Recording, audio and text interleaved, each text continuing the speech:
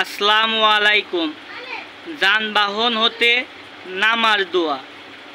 প্লাবন শান্ত হলে হযরত নূহ আলাইহিস সালাম এর জাহাজ পাহাড়ের গাত্রে এসে ভিড়ল।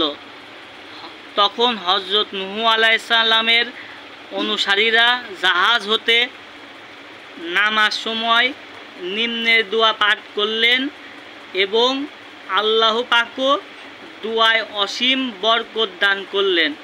ফলে ধ্বংসপ্রাপ্ত এলাকা সবুজ শস্যে পরিণত হয়ে গেল।